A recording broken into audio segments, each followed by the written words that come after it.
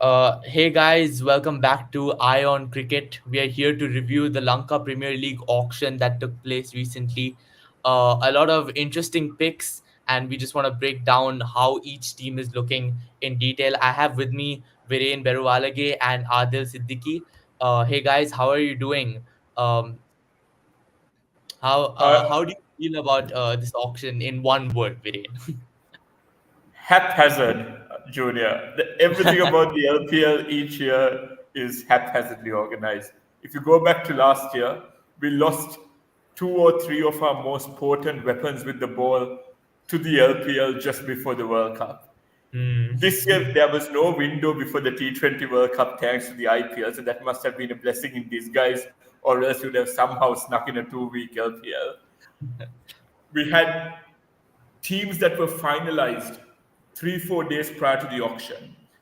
Adil and I shared the auction list with each other an hour before the auction, and we've had ownership changes both prior to and after the auction. So that is where it stands, and we're honored to have Adil with us. Adil, welcome to the Ion Cricket team. Yes, take it away. Thanks, Viren, and first of all, thanks for having me in this show. And yeah, as you said, Viren, for me, one word would be disappointing, because I had much high expectations. Yes, I mean, we know the teams won't be very well equipped with uh, proper knowledge about domestic cricket and domestic cricketers. But we saw a few teams, like they had hired like proper analysts. They had, by the looks of it, they had good experts of people with proper knowledge of Sri Lankan cricket and the Sri Lankan cricketers. But looking at the way it went, looking at how the players the teams picked, and looking at more mainly looking at the players who went unsold, it's very disappointing, to say the least. But it is what it is. So yeah, let's see how the team stacked up and what actually happened in the auction. Let's just take a quick step back and look at the LPL as a league of its own. So the IPL has just ended. Obviously, KKR won the league. Korbo Lorbo Jeetpo. We have seen a lot of success, especially monetary, for the IPL, and there are other big leagues that we have seen grow to a outstanding level over the past couple years. Whether that's the Big Bash, the CPL, and multiple leagues all around the world. New leagues are starting. So where do you guys see the LPL in this equation of T20 cricket franchises? A trend that's becoming very, very common and very big in this cricketing world. And how do you compare it with these other leagues, especially looking at the past couple seasons? When it came in first, it looked like a very promising league, but now it's questionable. As Adil said, he described it as disappointing. So, especially looking at this auction, how would you say this league is standing in the entire ranking and in the grander scheme of things, Viren? Uh, Good question, Junior. I think there are a couple of avenues to look at this, right? Firstly, given the context behind which the LPL emerged, so it was post COVID 2020, we had our first season. It was refreshing to have that back on our calendar because since the SLPL in 2012, we haven't had a franchise tournament in Sri Lanka. And it was high time we had one because even countries, with no disrespect, countries like Afghanistan, etc., had their own franchise tournaments. And this is the pinnacle for domestic players or fringe players who are trying to make a mark. But we're now 5 seasons in. It's no longer the birth slash fringe stage of a league.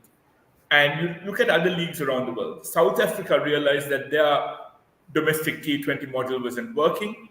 Graham Smith and the rest of his committee came together and kind of revamped their whole franchise setup. Yes, they have IPL owners in there, but you now have an unprecedented level in terms of cricket quality there. For us as Sri Lankans, it's very difficult for us to attract foreign players when it's such a haphazardly organized window. We don't have a window each year. We've had LPLs in December just prior to Christmas. We've had it just before a World Cup, and now we have it just after a T20 World Cup. It's very difficult to attract foreign players who have other regular commitments around the world with other franchise leagues.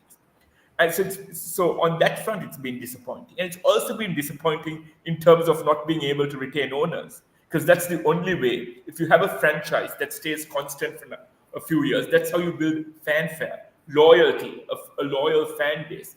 We don't have that when you go from Dambulla Vikings to Dambulla Giants to Dambulla Thunder to whatever's next, right? And finally, before we get to Adil, I think the one thing that holds true and why it's a saving grace for Sri Lanka cricket is the caliber of our players. Our players are amongst the most talented in the world, and that has never changed. And I think that is the thing that grounds the LPL. And as long as we continue to have that, foreign players coming in will only be a bonus. But I do hope that we have consistency on that front. Adil, go ahead. Yeah, so let me start with a few positives that I personally see. LPL, yes, like Viren said, when we started, I think the first LPL was played around in December. Second LPL was scheduled to be played in July, but I think COVID hit again and it got postponed. And 2022, due to the economic crisis, it had to be postponed again. So first 3 seasons, we didn't have a proper window. So I personally was thinking, okay, the day we have a set window, we'll have like solid international players taking part in the LPL. Last year, we saw like the committee deciding on a window and sticking to it. Fortunately and luckily, nothing came. I mean, nothing unexpected happened. No economic crisis or anything. So 2023, they scheduled it on in June or July, and it happened as scheduled. And we did see some quality in international players. We saw players like Shakib Al Hasan taking part. I think David Miller played. So we saw some like proper international players taking part. So this year, having reached that consistency in terms of the window and maintaining that window in this year as well, I honestly expected a better turnout of international players, not just as registered players. I mean, yes, they always boast about he registered the Chris. I mean, I think you all remember they used to always announce Chris Gale at the end of at the beginning of the LPL, but he never turned up. And they even announced several big names, but no one turned up. But last year, they lived up to the hype in terms of like attracting international players. Even this time, if you look at the list of registered players, you had some really good names. Even the auction list had some really good names. Maybe not the superstars like the Sunil Narayans or Mitchell Starks, but you had decent T20 players. Like you had the Mark Chapmans, you had the Team Saudis, and a few players who were sold in the auction, like Riley Rousseau. They are all quality players. But it's surprising to see why teams actually didn't buy them. So I've heard that there is a thing where these foreign players, they whenever they get sold in small leagues like the LPL, they use that price tag to bargain higher prices in other leagues. So that's one point why the owners like back off from bidding for them. But I don't know. I mean, I might be wrong. This is something I heard. But for whatever reason, teams are clearly not bidding for them. They're not bidding for like the obvious choices any person with a sane cricketing mind would pick. They always end up buying the Zahur Khans and the Muhammad Alis, who have only played 2 tests for Pakistan, and I mean players who we have never heard of. And so that's one thing. So I started with the positive. There is a window, but even having the window has not helped. And the other thing is the consistency. When LPL started with the SLPL experience as a Sri Lankan cricket fan, I never expected it to be played consistently for 5 years. But here we are. We are almost approaching the 5th year. So that's another plus. But you have the I mean obvious negatives of the league, where potential I mean players who are potentially the next in line to be picked up in the Sri Lankan national squad are not getting sold. Players like Movin Subasinghe, Milan Ratnayaka, he was in the squad for the past few tours. He didn't find a team. And forget about Milan Ratnayaka and Movin Subasinghe. Kusal Janit Pereira, probably the best T20 batsman we have had in all these years. He went unsold. So these things like raise a big question as to the intentions of the owners who get onboarded, and the whole direction of where the league goes. So yeah, I mean, in the global context, we have some minor positives, but the overall picture doesn't look good. I don't think we can. I mean, we are very far from competing. Forget IPL, even with the leagues like SAT20, the new leagues like SA20, ILT20, or even the MLC for that matter. Just before we go on to the topics, I want to expand on this point because Viren again mentioned that the LPL hasn't been very successful in attracting international players. But I want to look at the auctioneering strategy itself. The auction strategy was quite peculiar, as Adil mentioned, because there were some solid names. There, just to remind you guys, Lungi Ngidi, Mohammad Nabi, the Mumbai's best all rounder when Hardik Pandya wasn't in form. Martin Guptill, Tim Saudi, all of these guys went unsold. Even Mujib went unsold, but then later someone picked him up, thank God. Viren, what do you think that strategy was? KGP going unsold, and what's going on with the mindset of the analysts in these teams? I can say this because I'm not affiliated to any team or any other party, and this is our own channel. The LPL, whilst you don't have the shareholders or stakeholders with the right incentives, will continue to select players who fulfill their own needs and desires. I'm not going to go down that route a lot because I'll get into trouble on that front. But going back to your question, Junior, if you looked at the auction list, and I was really surprised, the likes of Mark Chapman, who, in my opinion, is now one of the most underrated batsmen in T20 cricket going around, he had declared that he was available for the full duration of the LPL. And he had stated that he was ready to make a mark here, which is a guarantee that not too many players give prior to coming down for the LPL, going unsold. Even stars like Shamar Joseph, yes, I know he's not made a mark yet in T20 cricket, but just for that brand image of having the guy who created havoc at the Gabba coming down for a league is something to behold. And I think the question then boils down to you highlighted this earlier, and Adil highlighted this. It's only some teams that actually have genuine statisticians or analysts in their team who bring up the names and numbers that are needed. But two, it's also concerning when the overseas players you go for at quite high prices, the likes of Dwayne Pretorius, for instance, who are past their prime, are being selected over certain youngsters who are still delivering on the international stage. And I think, and I know I'm going to make a comparison here because I think this is the only comparison I can make. Let's look at the Pakistan Super League, right? You're talking about a country maybe with equal slash moderate resources compared to Sri Lanka, right?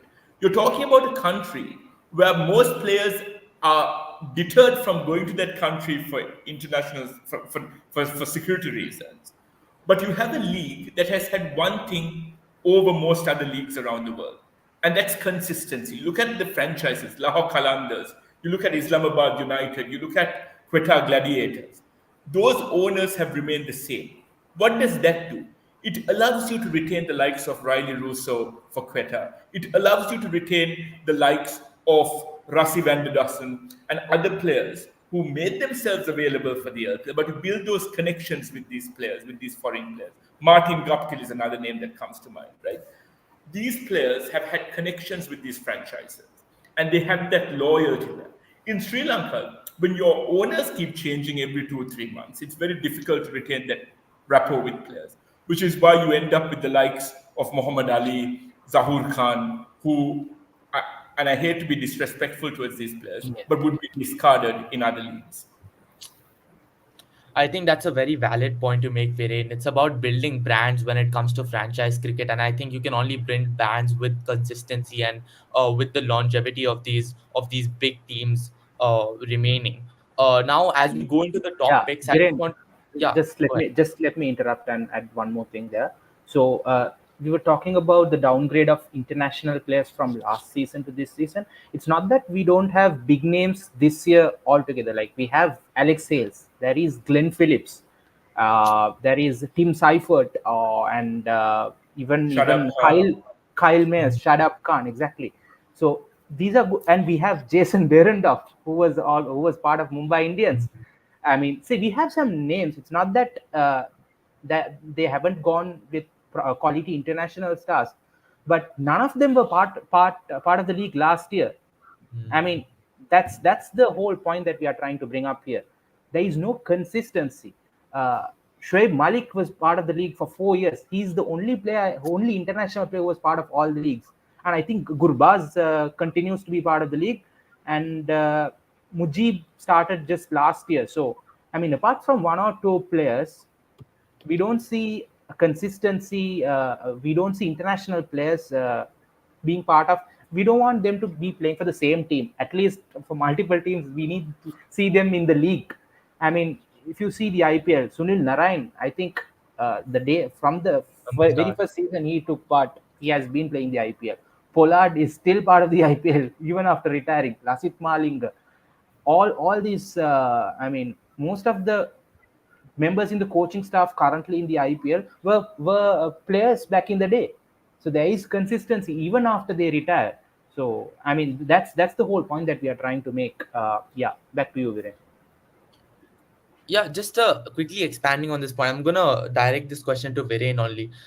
It's not just about international players though. Viren, you notice when looking at these teams, a lot of the core Sri Lankan players have been exchanged a lot throughout these seasons. What are the big changes that you see? Some big players moving teams.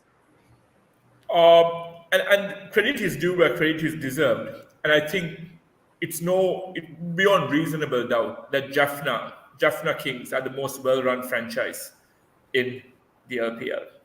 And you can see that with the cohort of players they retain slash bring in every year.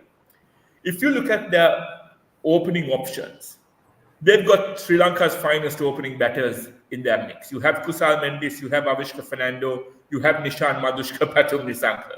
You basically have four, if not our top four, at least four of our top opening batters to choose from. But then let's look at the success stories of where Jaffna Kings have become successful. They have raised names from the fringes to being international stars. Vijaykant Vyaskanth is the prime example. The boy from Jaffna playing for Hyderabad. Not has nothing to do with Sri Lankan cricket. Has only played 2 games in the Asian Games for Sri Lanka. Left out from T20 series for reasons that go above my head. But purely promoted by the owners of Jaffna Kings and this franchise, who are retained and now will be a potent weapon with the ball for Jaffna Kings, especially now since they've lost Mahesh Teakshan. I think they're confident that he is their go-to in terms of the spin department.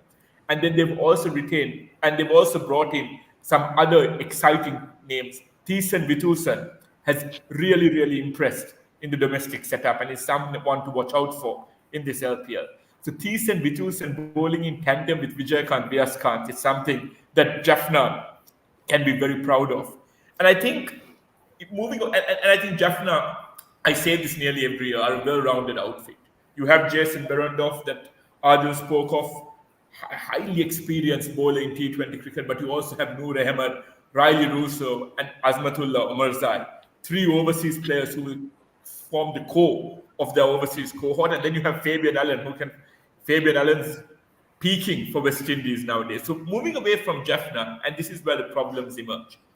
Beloved Kandy, and I hate to admit it, but there seems to be an over reliance on your captain's picks. When you have a captain like Mahindu Hasaranga, it's imperative that you give him the team that he wants. They won the LPL last year, so I can't go against that. But they've retained a good cohort of players and look really strong on paper. You have Dasun Shanaka, you have Ramesh Mendis, you have a group of sheer experienced Sri Lankan cricketers in there.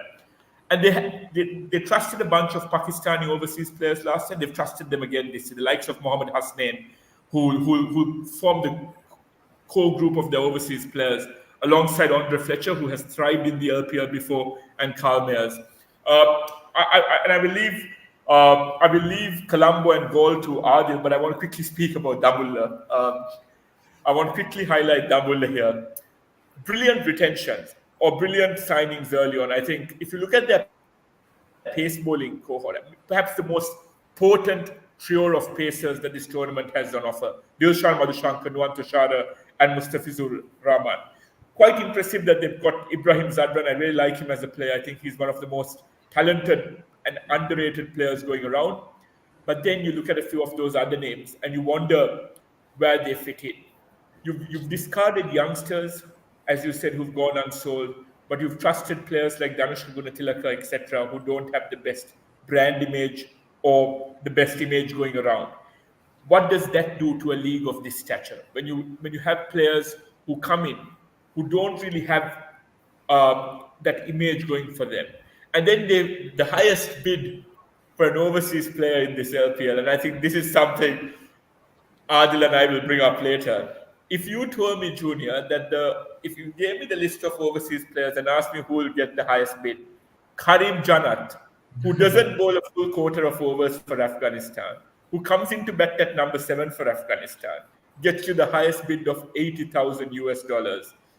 I think I'll leave it there on that front. Adil, what are your thoughts on the top picks in this auction? You mean the most expensive picks? No, the picks that stand out to you the most, the best bargains, and any picks that were very surprising for you. Yeah, so I'll start with I'll talk about Colombo and Gaul since Viren covered Jaffna, Kandy, and Dambulla. So, and I'll also add a word about Dambulla. I mean, I don't think it's. I don't want to be disrespectful, but whoever the new owner who is going to take this squad has to do a lot of work to get a combination out of it, man. I mean, it's very, very hard to set a proper combination out of this squad that they have assembled. And don't forget, there is a new rule in LPL this year that you have to play an under 23 player in your playing 11 in every game. So they've got only two options, two under 23 options, Rusanda Gamage and Ranesh Silva. No one else. I mean, just Viren, let me know if I've missed. No, Going through the you're right. names, there aren't anyone else who are under 23. So they have to play one of Rusanda, either Rusanda or Ranesh in the playing 11 in every game. Ranesh, yes, he has performed a bit for Badrulia CC in the domestic T20 games. Rusanda is just fresh off an under 19 World Cup. He hasn't played any domestic cricket at all, I think. So, and he doesn't seem to be a very exciting hard hitter also. Yes, he is a decent batter, but in the LPL, to be in the playing 11, it's a long way for him. So they definitely have a lot of work to do. I mean, I don't like to use this word, but they are literally screwed with this squad. So they have a lot of work to do.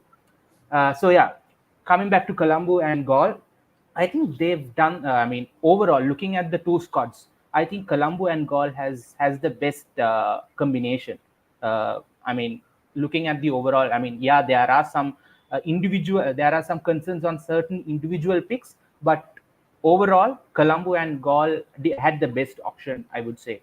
So starting with Colombo, I mean, their batting is pretty much sorted. It's crystal clear what the combination they are going to play. They'll obviously open with Chevon and Rahmanullah Gurbaz, but I mean, Chevon, yes, he's a young and great prospect, but I think they missed a trick by not picking KJP and adding a experienced local opener into the mix.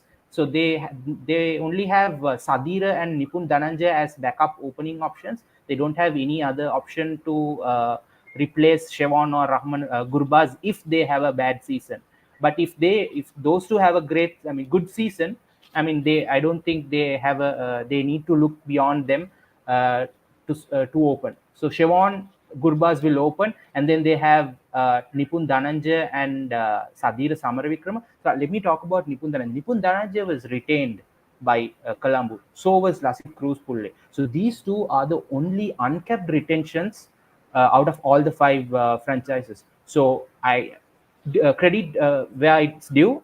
Kudos to Colombo and Gaul for backing two uncapped talents in when they only have when they only had the option to retain two players. So yeah, talking about Colombo, they have the top order looks pretty much settled.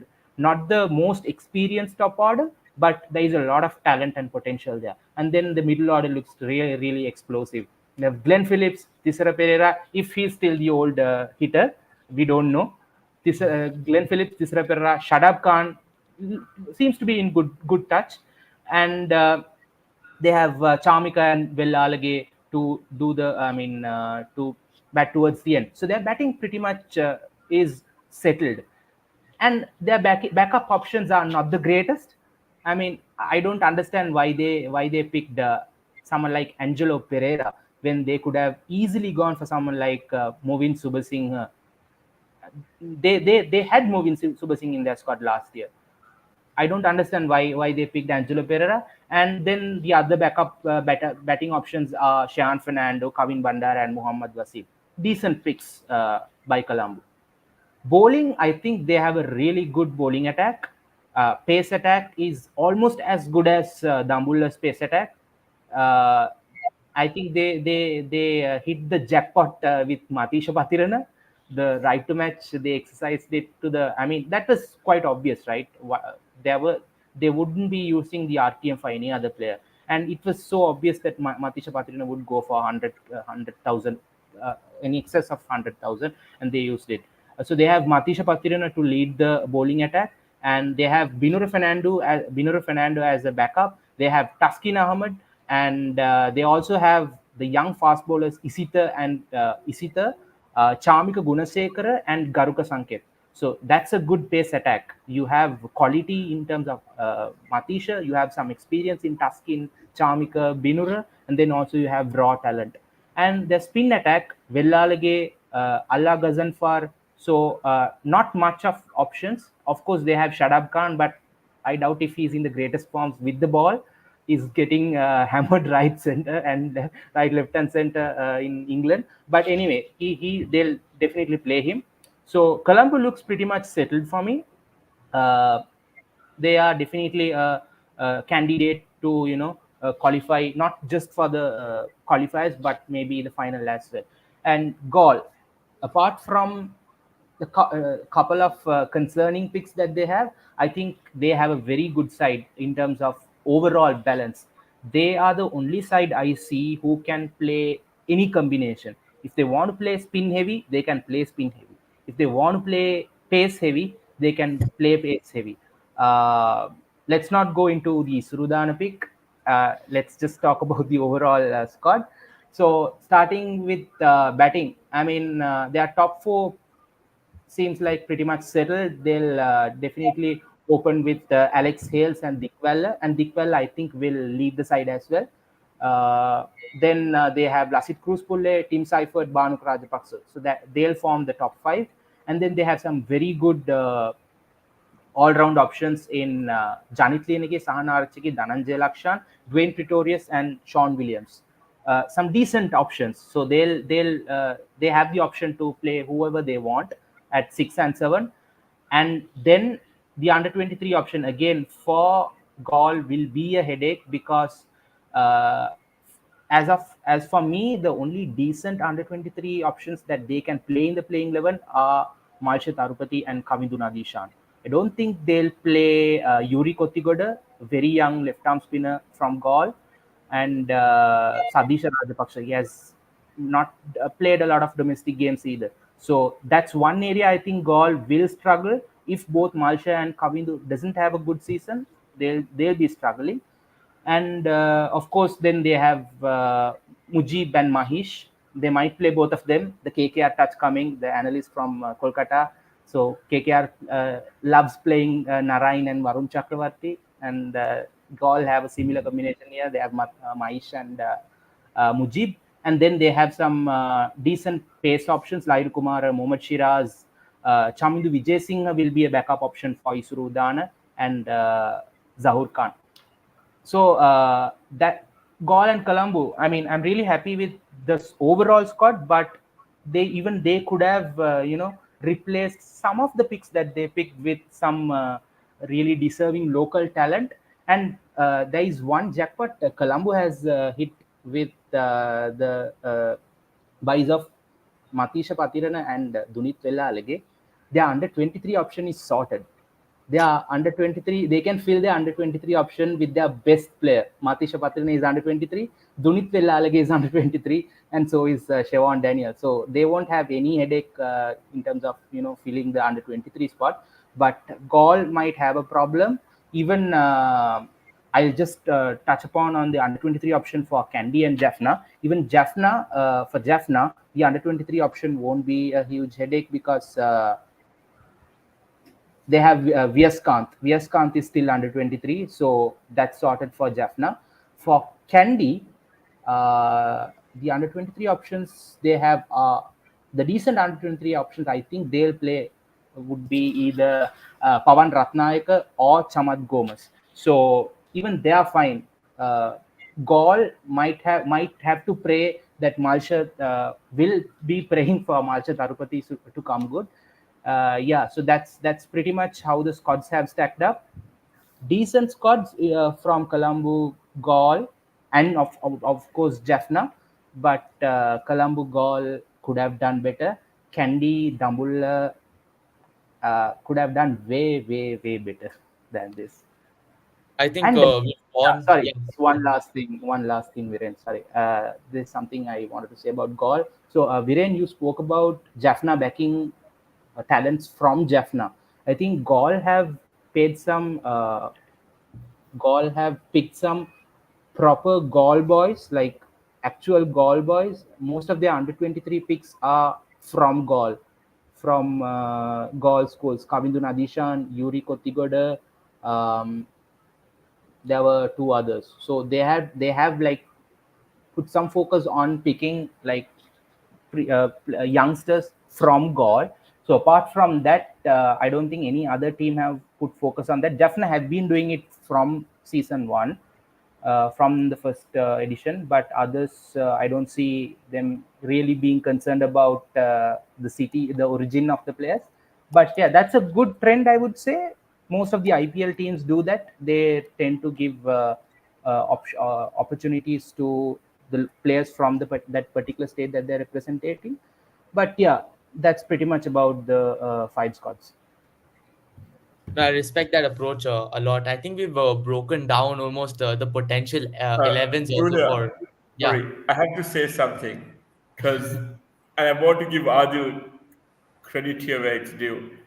Out of everyone I've followed in terms of those who follow Sri Lanka cricket to the T, for those of you who follow Adil on Twitter, he's the only one who'll give you a breakdown of transfers from one club to another prior to the season. There's a full list, there's a full thread there, which I refer to every now and then.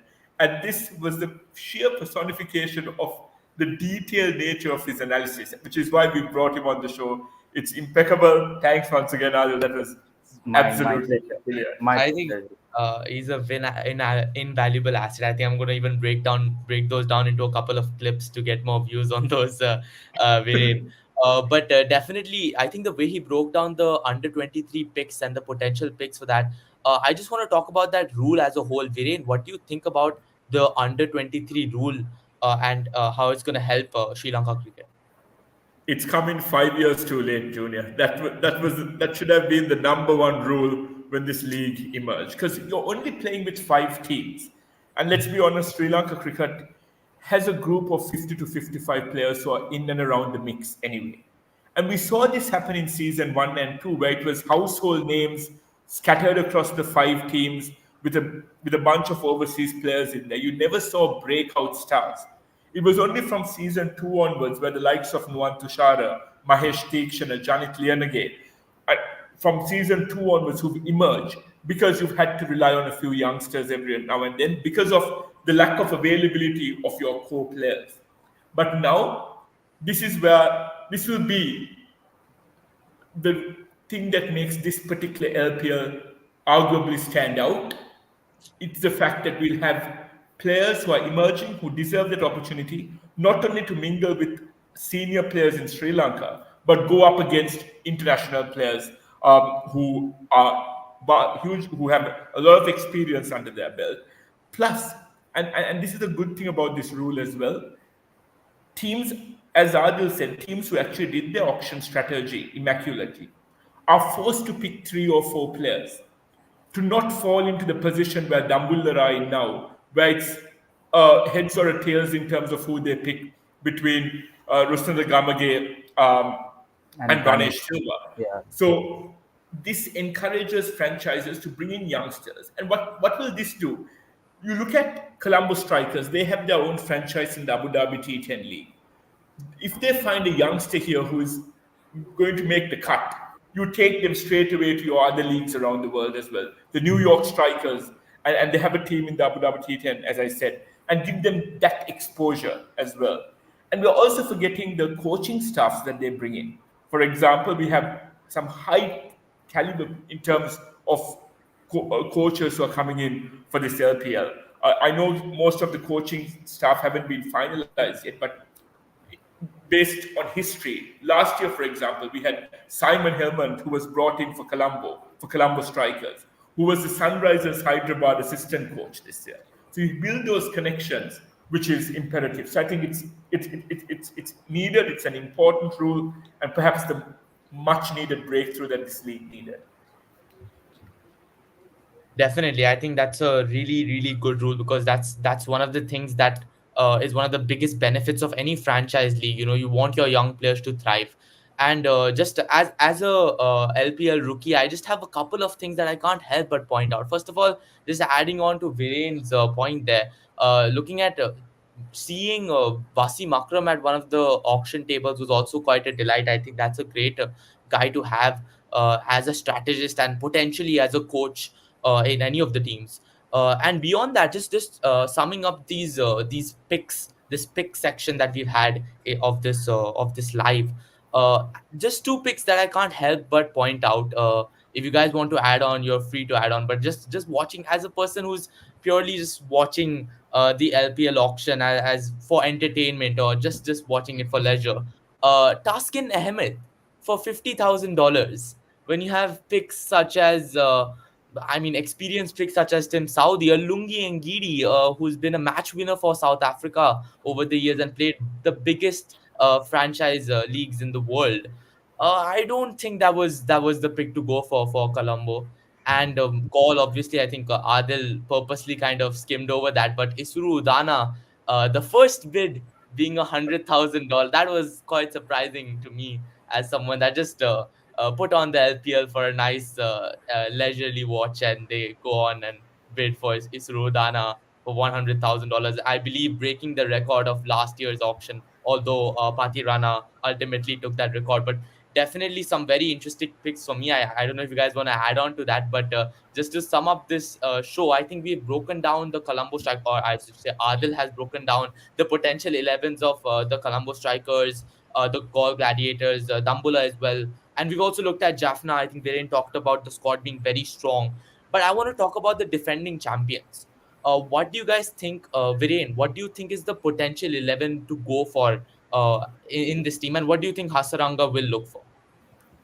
Okay, to answer your first question before I get to this, I think if, to answer your question on Taskin Ahmed, to give credit to Taskin, he's been in decent form recently. And I think perhaps there's also a bit of the needed exposure to have a Bangladeshi market to just view these matches for viewership, etc. I think there's that strategic angle there as well. But yes, you have players like Lungi and Giri who've gone unsold, and I think it's quite bizarre, for the lack of a better word. But maybe there are things behind the scenes in terms of availability, windows, and as Adil was saying, there are these cuts that they speak of in terms of players and their agents, which I don't want to get into without knowing too much about it. But yes, there are a few surprise packages.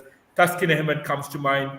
Even players like Alex Ross, but I'll cut Alex Ross some slack because he was brilliant for Dumbledore last year. Came in purely based on his BBL pedigree, but performed brilliantly here. And Hayden Kerr as well, if you remember from last year. Hayden Kerr and Alex Ross were like the mainstays for Dumbledore. But coming to your question on Beloved Candy, I don't have a playing 11 with me, so I'll get one up as I look at this list. Andre Fletcher and Kyle Mayers for me, I think should open the batting. They have that dynamic. They've opened the batting for West Indies. They've opened the batting if I'm not mistaken, in the CPL together for a couple of seasons as well. They have that rapport, and when you have that Caribbean flair in any league, in any T20 league, you've got to use it. And also because Kyle Mayers with that new ball, you put him under lights here at the Premadasa with that new ball for an over or two. Kyle Mayers can be quite deadly. Kamidu Mendes for me at number three, and I think I want to see Kamidu Mendes stamping his authority at number three, not just for We Love Candy, but also for the national team going forward. Number four, and I think this is where you'll see this happening. Because of their experience that they have in terms of Sri Lankan players, you might have a very heavily stacked Sri Lankan middle order there. I would like to see, and correct me if I'm wrong here, Adil, but I would like to see Pavan Ratnayake having a go at number four. He's had a stellar Yeah. domestic season, absolutely outstanding, and I think he deserves to be. If you're going to stick to having your youngsters in this league, you have to give him a go, which is why I'm slightly worried for Kandy. Because you speak about egos with Sri Lanka cricket. You have too many experienced players in there, and some might have to miss out. And you'll see this when I get to it, that there are some names here who'll be very, very disappointed for being omitted. You'll have Angelo Matthews at number five. Vanindu is not going to field the 11th without Angelo Matthews. I'd like to see Wanindu batting at number six. I want him to continue with where he left off last year in the LPL, bat at number six. I would like to. Dasun has to play at number seven. You've paid a lot for him. He has to be there. So already you see no spot for Dimut and Dinesh. But where Dinesh comes in, you need a wicket keeper. And that wicket keeper slot will go to Andre Fletcher anyway. So no Dinesh Chandimal, no Dimut Karunaratne.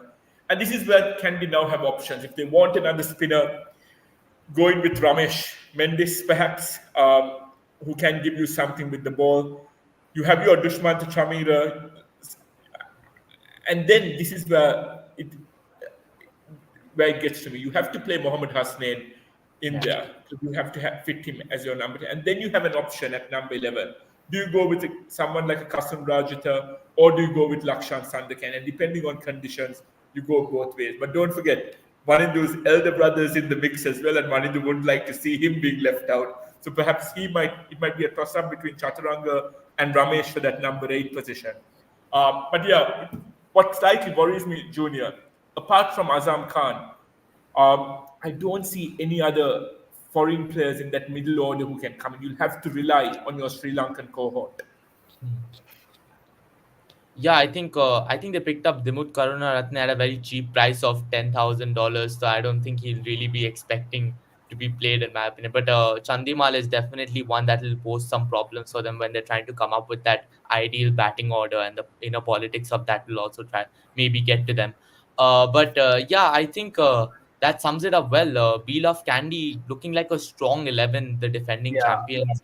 On Yeah, Dimut Karnaratna's pick, Junior. So I remember the bid, right? So when Dimut Karnaratna came up, his base price was at 20,000 USD.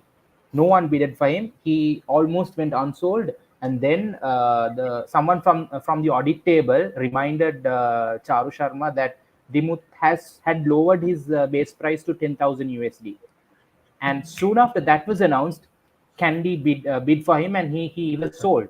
And as you were talking, I just checked the base price for Tanuka Dabare, who was part of the Candy squad last year, and we know his talent, right? How good a opener he is, and how good a T20 player he can be.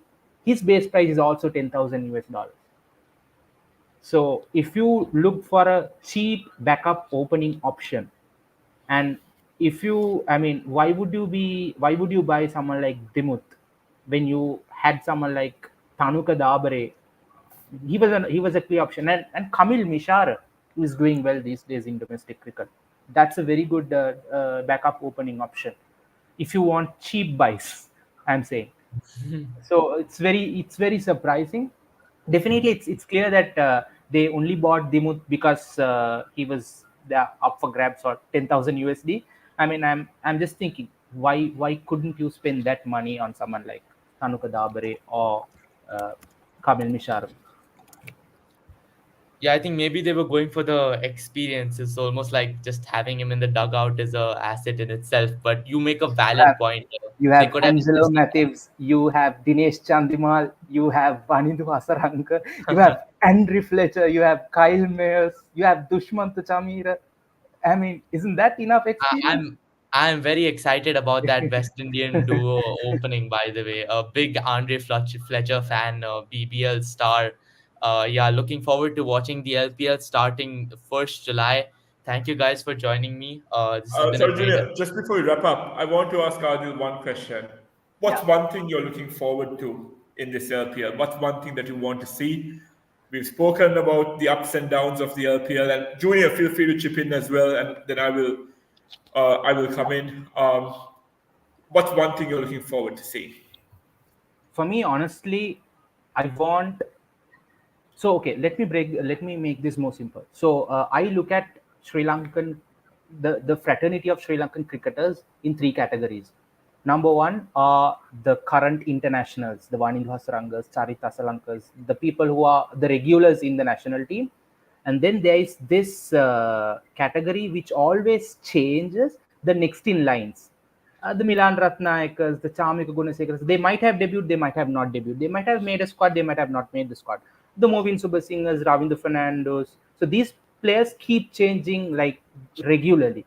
And then you have the young and the people, the players with potential, but you never know if they'll turn good or not. And then in that category, you have the players like Marsha Tarupati, Shevon Daniel is in the second category. So you have like the players like that. So with this under 23 rule, what what happened was the spots where the players in the second category occupied had to be given to the under 23 players who are in the third category.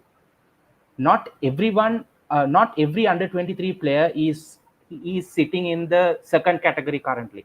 Hmm. The bulk of the players who are sitting in the second category, the Milan Ratnayakers, the Ravindus, the Movins, they are all above 23.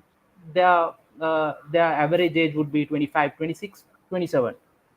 So most of the players who are in this category, these are the players who missed out. Kamil Mishara is 24, 25. These are the players who missed out. So I want whoever the players from this category who are fortunate enough to get a place, the Nuanindu Fernandez, Lasit Cruz Pulles, Nipun Dhananjas, Isita Vijayawardena, Isita, fast bowler, Chamika Gunasekara. I want these players to step up and perform and outperform some of the regulars and some of the retired people who were picked. So I'm really looking forward to these players. I think on top of my mind would be Nuanidu for sure. I want Nuanidu to captain Dambulla and probably if he can with that squad take them to a final, win the title. If he can, I would be really really happy. I don't think if they'll appoint Nuanidu as the captain, but that's a great opportunity for him. I want Nipun Dhananjay to come good. I want players like Pawan Ratnayaka to perform. Yeah, so these are the players I'm really looking forward to. And I don't mind Vanindu Hasaranga skipping a game or two. I mean, he's well established. I mean, I just want players in this category. The very few players who got picked from this category to outperform all the regulars and even the international stars. And under 23s, I don't think if they'll get a lot of opportunities, but because of the rule, they might get some games. And if they can stand up and say that no, we are not third category players, we also belong to the second category, I would be really happy. The bigger the pool of players that we can pick from, better for Sri Lanka cricket. So players in the second category, it's your time, outperform the regulars. Yeah, I think Adil really summed up my first point. The one of the major things I'm looking forward to, well, in terms of young Sri Lankan talent really coming out and becoming the stars of this league to further go on to the national team and really give the national team a boost that they've been looking for a while. But more than that, as a general cricket fan, after having just come out of a very very batting dominant season of the IPL, I want to see some bowling dominance. I want to get out. I want to remove that stigma of franchise cricket becoming a batting game, a batter's game. Uh, the biggest concern we're seeing with these shorter leagues, the T10s, the hundreds, are that we are seeing the sixes, the fours, the commercial aspects of cricket that promoters want to use to bring more viewership. But I want to see that bowling dominance. I want to see that pressure build, and I want to see good batsmen emerge from that pressure who can then go on to play international cricket. That's one of the major things that differentiates a Virat Kohli from a young, promising cricketer. I think that's one of the things that makes greats. When times get tough, as a batsman, I'm saying this. A batter should be able to show that resilience and get out of tough situations. So I want to see bowlers really coming into their own, but then batsmen fighting back. I want to see an equal contest. Go ahead, Jay. Oh, perfectly said, Junior. And I'll come back to you to wrap up the show. But three things that I'm looking forward to seeing. One is, I think both of you have covered this, but I want to see one breakout star Correct. in this LPL. Someone in 2, 3 years that we can look back on and say that LPL made him who he is today. We haven't had that yet in the LPL. Yes, we've had players like Patirana, Tikshana, Lianage, Tushara who have performed, but haven't performed throughout one season to make it their season. And I want that player to stamp their authority here. It could be Siobhan Daniel, it could be Lassit Cruz Pulle, who came quite close last year, uh, just stamping their authority on proceedings. Second thing, and I think this is something that the LPL has been quite lucky with. Last year, we had Babar Azam, David Miller. We had some prolific names in the mix, right? We had Babar Azam, Nasim Shah playing for Colombo Rizwan. Strikers, right? Babar Andy Azam, like the Fisher. biggest name, one of the biggest names. Exactly. So we had these big names.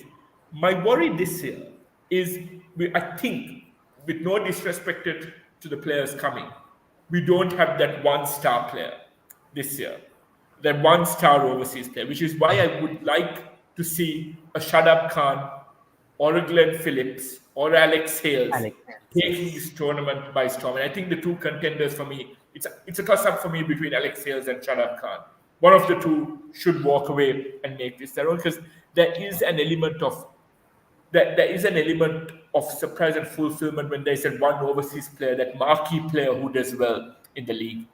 And the final thing, and this is what I've been deprived of with the LPL in the past, is consistency in terms of selections, making sure you field your best 11. I don't want, like, once again, I'm not scrutinizing this overly, but I don't want, I want cricket to be pure. I want cricket to be as pure as possible. And you select players on merit, you drop players on merit, that there should be no agent warfare, player coach warfare behind the scenes that affect a player's chances. Because if that is going to happen, that happens on the national level anyway. I don't want to see it happen in the LPL. For the reason that Ardil brought up earlier, you look at Gaul and Jaffna. Those two regions needed a franchise to bring out their players, to bring out the Master Tarupatis, the Vijaykant Vyas Khans, the Thiessen Vitusans. You look at the other three areas, Colombo, Kandy, and Dambulan, somewhat well represented in the national team, but you want them to back their youngsters, back their cohort. And I don't want to see I youngsters think, being dropped. yeah, sorry. Sorry, go ahead. I think Dambulla needs that as well. I mean, just like Yeah, Jaffna is doing, Dambulla hardly, very badly needs it. Yeah, sorry. Go ahead. exactly. And why I say that's important, just because a Master Tarupati fails during one game for goal, I don't want that player to be dropped for someone else. There has to be consistency, and this comes in from giving the coaching staff all the independence and autonomy to make these changes that they want. It's good that the owners come in, but they need to be owners from afar, which has made all the other leagues around the world a success, but not the LPL. Definitely hoping that that changes, Viren. I hope LPL becomes the platform where young talent from Sri Lanka is able to bloom and brighten the future of Sri Lanka cricket.